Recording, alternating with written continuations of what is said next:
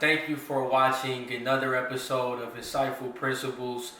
In today's content, I really want to go over Bitcoin privacy for beginners and really highlighting what are some different cold storage methods to be able to safely secure and store your Bitcoin, as well as going into the difference between KYC and non-KYC when you're actually trying to buy Bitcoin on the various different platforms.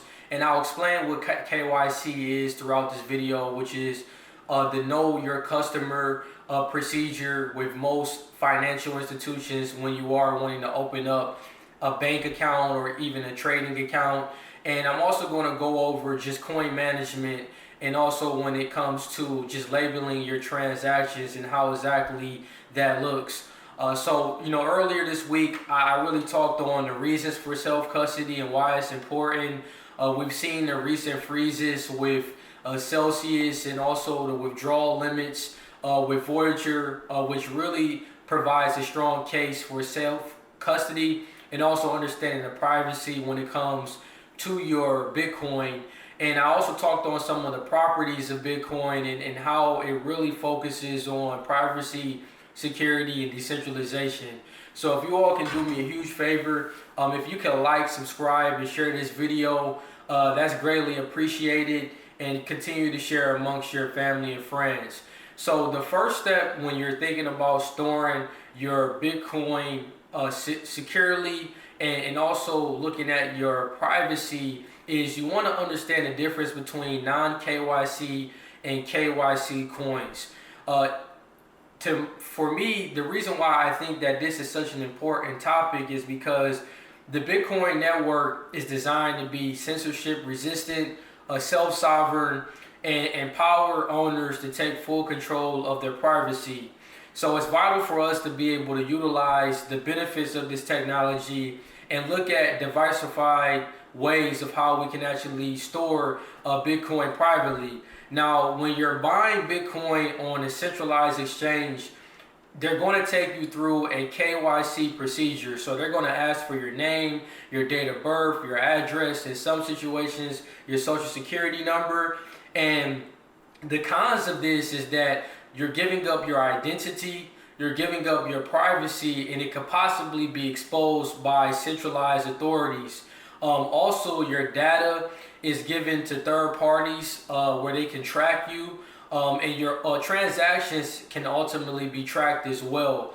So that's some of the challenges of going through a KYC procedure, but the pros would be is it does prevent a lot of bad actors from illegal activities and really making sure that the person that is going to be opening up an investment account is not trying to do any type of illegal activity.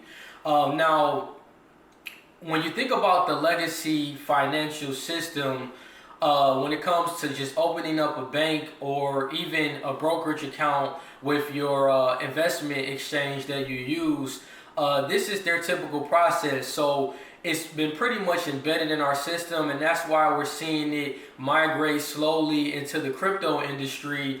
But I do think that privacy is a human rights thing that we should be able to have, and we should have access to being able to protect our human rights. So I definitely think investors should have the option to either buy Bitcoin publicly or privately.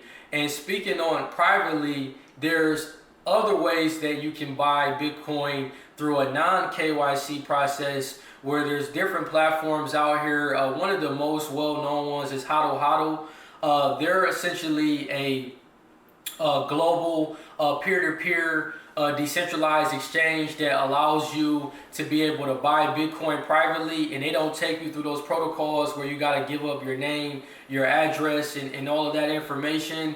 And this is a benefit of this is that you're able to not share your identity, and you don't have to worry about your information being tracked by a centralized authority. So that's why there's a lot of more exchanges coming out now. They're having that non-KYC process. And typically with a non-KYC process, they don't hold your funds. So that is the benefit of it. They use what's called a multi-sig escrow process, where pretty much the buyer and the seller will both sign the transaction, and before any payments are received with the receiver's wallet, both of those transactions have to be agreed upon, and has to be also placed in escrow. The person that's selling the Bitcoin to you, it is placed through an escrow account on the Hodl Hodl platform. Now, I would highly recommend, which I'm going to put in the show notes, is reading the Hodl Hodl security guard before you're engaging in any type of non-KYC procedure, because privacy and security is very important. You want to make sure that you're not being scammed, and you want to make sure that you're thoroughly reading their procedures on their website, so you know what to do if you do decide to want to go through a non-KYC process. Now, the great thing too about Hodl Hodl is the transaction can also be sent right directly to your hardware wallet. So I've talked about previously about cold storage and how you have different methods of putting your crypto assets on a hardware wallet that's disconnected from the internet.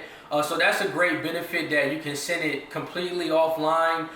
They don't hold your funds. So unlike platforms that are more centralized, they do hold your funds, so you do have more risk with your data being shared, your identity, and ultimately your asset being halted in case they're going through any type of financial issues. So, I definitely think that those are some things to pay attention to. And then the last step is really just going about storing your Bitcoin on different cold storage methods. So I've mentioned Ledger, Trezor. Those some are the most well-known hardware wallets, but there also are other ways that you can increase your security and privacy by using software wallets that are on your computer. And you have platforms like Sparrow Wallet, you have Samurai Wallet is another well-known one. And the benefit of this is that it gives you the ability to run your own Bitcoin node. So you'll hear that term also as well in the Bitcoin space, is that running your own node allows you to actually validate the transactions and make sure that you are not using someone else's node that takes away from your privacy. So it's really levels when it comes to this Bitcoin space. One thing you'll realize is as you learn one thing, you kind of go down a rabbit hole and you continue to keep learning more and more. But with Sparrow Wallet, the great thing about that platform, they do allow you to be able to run your own node on their platform, and they also have integration with your hardware wallet, as well as they do multi-sig wallets, where pretty much a multi-sig wallet is kind of how I described it with Hodl Hodl. You have multiple people signing that have to agree and sign on the transaction before the transaction or the funds are settled or are released. So it's just a more secure way to make sure that if someone is trying to follow a paper trail, they have to go through multiple steps before they can get access to that asset. So, and it also on the platform allows you to identify which transactions you want to send to a person. So whether you have Bitcoin on Coinbase, you have it on Ledger, you have it on different platforms, you can actually label which transactions you want to send to a particular person or a business. So I think that that's very unique, where just the coin control and the management of labeling your transactions with Sparrow Wallet and also Samurai Wallet, they give you the flexibility of doing these different things. So that's pretty much all I had within this video. Just wanted to give you all just a perspective on the different elements when it comes to the privacy of your Bitcoin, when it comes to storing it and also buying it, whether you want to look into KYC or non-KYC. There's a lot of flexibility within this space to really protect your security, your privacy, and making sure that you are completely decentralized. So if you all can do me a huge favor, continue to like, subscribe, share this video. Don't forget to hit that notification bell so you can be notified every week when I drop content. And thank you all for watching, and take care.